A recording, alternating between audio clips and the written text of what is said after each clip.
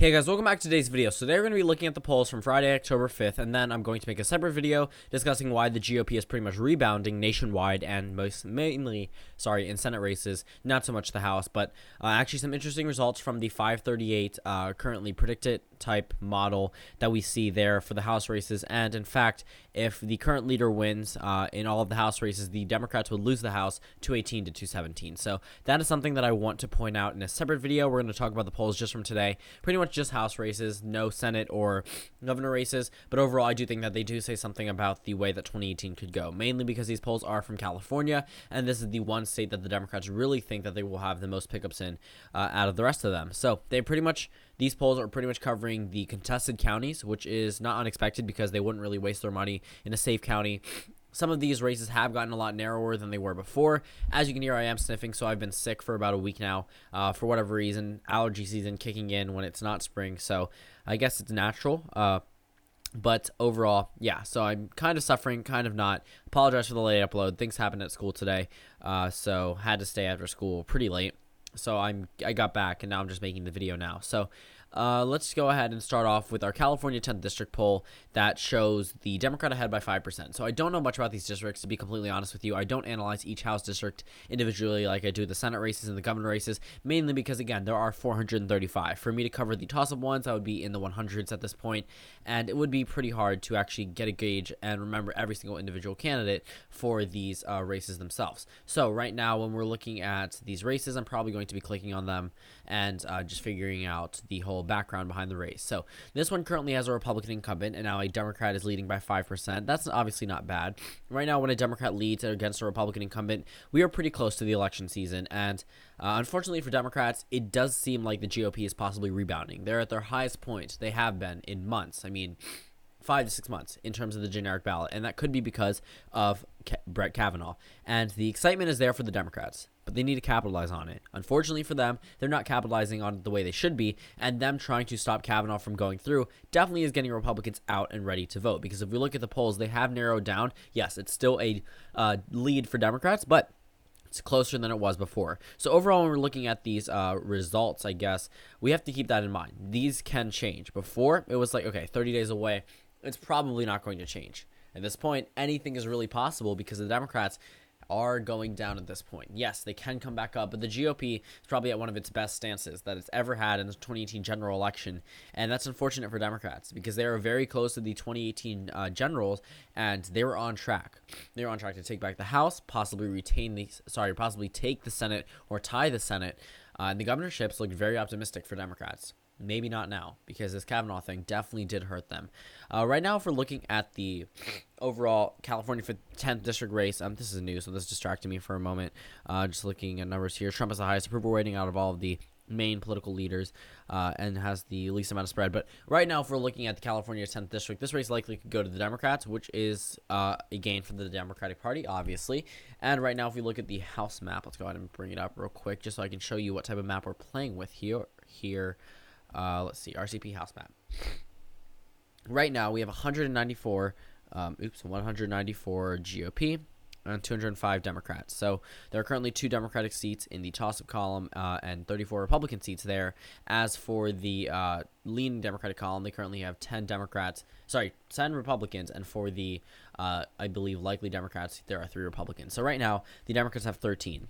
They need 23 to take back the majority. So subtract 13 from 23, they only need to get 10 out of this 36-seat toss-up column. So essentially, right now when we're looking at these numbers here, the Democrats pretty much only need, again, 10 seats. So if California 10th goes, they need 9. So we'll start off from there. So actually, let's see if California 10 is in this column, because if it is, then okay, so it's in the toss-up column. If that one goes, the Democrats need 9. And we're going to go back to a couple of these races, but keep in mind, this is the map we're working with. So the Democrats need 10 out of the 36 contested races. They already have 13 out of the 23. So pretty much this possibly could go very easily in their favor. So the California 10th district showing good news for Democrats. The 22nd district, though, goes to the GOP. It's not too contested, to be completely honest with you. It's in the lean GOP column. If anything changed, maybe it's not anymore. So it's actually in the likely GOP column. Devin Nunes leading by 8%. Not the worst thing for the GOP. He's consistently over 50% in both of the polls taken. I don't think this race really is going to be that contested by Democrats, especially with Devin Nunes' popularity within the district itself. Even though he may not be popular nationwide in terms of the district, obviously there's a reason why he always gets reelected, and it's not just gerrymandering. So California's 22nd district, Devin Nunes wins there by 8%, so you can't count on that state to go. That district to go towards the Democrats. So I know Knight is a Republican incumbent. So right now when we look at this race, Stephen Knight led by 2% according to the New York Times poll, and now Katie Hill is leading by 4%. So let's say the Democrats get there. Now the Democrats only need 8 seats. So them leading in one of these individual districts definitely do matter, because if we're looking at current House ratings for a number of these districts, it matters. In California's 39th district, we have another poll that shows the Democrats ahead by 1%. I believe Kim is the incumbent, if I'm not mistaken. Actually, no. So this is an open seat, actually. Monmouth, I'm sorry, botched that name completely, showed Kim leading by 10%. Actually, I mentioned this in a previous video. But this most recent poll shows the Democrat ahead by 1%. So let's just go by the recent poll, because we are analyzing today's polls. The Democrats have now brought their number down to 7. So when we look at the couple of these races, this is not out of the toss-up column. This is a leaning GOP district, but now this race probably will move into the toss-up column because there is a Democratic victory in the most recent poll taken here. So when we look at the 39th district, the 10th district, and the 22nd district, we see good numbers. Sorry, 25th district, 10th district, and 39th district. We are seeing good numbers for Democrats. 22nd district was never really too contested. It's not even a toss-up district. It's in the likely GOP column. But for these remaining districts, having only 7 seats they really need to pick up definitely helps them when there are a number of seats. So we're going to go through that just a moment. Again, going back to the House map, but looking at these numbers, very good for the Democrats. So we've covered 4 House races so far. We have 4 House races to go. In the 45th district for the Democratic Party, they lead by 7%. I do not know if Walters is the incumbent. I'm guessing not.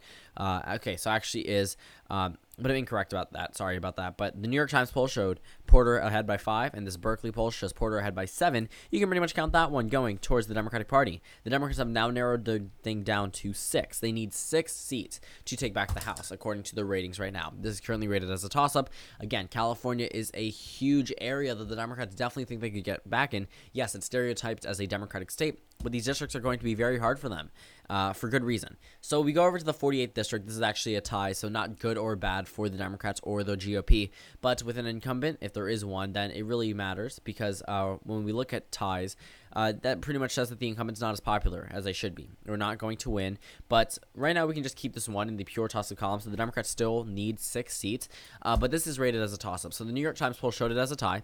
Berkeley showing it as a tie. Another poll shows the Democrat leading by 2%, so probably one of the more contested races in the state of California. We're definitely going to be coming back to it a lot, just to look at how it's changed over time. So looking at the 48th district, GOP district, currently held by a GOP incumbent, and possibly a tie, we're going to eventually see in the end of 2018. So we've covered California's 10th, which is good for the Democrats. 22nd, not so much. 25th, good for the Democrats. 39th, good for the Democrats. Very narrowly, though, 1% only. 45th district, good numbers for the Democratic Party. And now in the 48th district, it is now a tie. Now we can move over into the 49th district. We have Levine versus Harkey. Let's see if Harkey is the incumbent. If so, that would be bad. Okay, so this is an open seat. Currently is a leaning Democratic seat. So we can't count this one in the toss-up column. So the Democrats, again, still need 6 seats from that toss-up column in order to win. But pretty much this one's probably going to move into the likely Democratic column, plus 10 from New York Times, then Berkeley plus 14. So we're seeing good numbers for the Democrats in that district. In fact, let's go ahead and see if this is actually one of those GOP districts in the Democratic column. I'm assuming so. Nope, we do not need to go to the House map. Sorry, the Senate map. We need to go to the House map. Let's go ahead and see if it'll actually load at this point. So California's 49th. So let's see over here. Yes. So that is a GOP district expected to go to the Democrats. I don't know if Darrell Issa is from that district, but he narrowly won in 2016 in his House race. Probably one of the major candidates that was retiring, which doesn't really help the GOP whatsoever. But now if we look at the final poll from the 50th district, so yes, it was the 49th district, or 48th if I'm not mistaken, probably 49th because there's an incumbent in the 48th. But right now when we look at the California 50th district, keep in mind the Democrat is losing by 2%. Okay, yes, the Democrat is losing. Again, a win is a win in the House, regardless of the margin it's by. But if we look at the previous polls from California's 50th district, we see a lot better numbers for Duncan Hunter, not Hunter Hill. That might have been a whole another candidate. But Duncan Hunter leads by 8%, according to Survey USA. Then another poll plus 15, and now the most recent poll shows him leading by 2%. This was a toss-up district. I don't know if it is now because it is lean GOP here, but also toss-up on the 5 not 538, 270, not 270 either, RCP House map. So it's really hard to gauge this race, but right now, with numbers going from 8 to 15, all the way back down to 2, this race definitely could get closer than expected, but still Duncan Hunter's that GOP incumbent who was under indictment, which definitely hurt his numbers there, immediately moved from likely GOP to toss-up the day that was announced. For the President Trump job approval rating, Rasmussen reports showing Trump at his best standing in a while. Approve +3. Phenomenal numbers for the incumbent president compared to what he's been getting before. But yes, this is Rasmussen reports, and they do show President Trump leading in terms of the approval rating by 3%. That's not huge. That's not that good, but it's the first time we've actually seen him lead in a poll other than the one taken again by Rasmussen that showed him leading by 1. So this new poll, good for the incumbent president. For the President Trump job approval rating from Emerson, disapprove +7, not really different than we expected. And the 2018 generic congressional vote shows the Democrats leading +8, so they definitely aren't doing as as bad as many people are expecting. So when we look at the overall generic congressional vote, it's 7.2%, so it's again not the worst numbers, but it definitely comes down to the margins, and looking at some of these closer races like the IBD poll shows the Democrats leading by 2, also showed the Democrats leading by 10 months before. So thank you guys for watching this video. Comment down suggestions below, and I'll see you all tomorrow.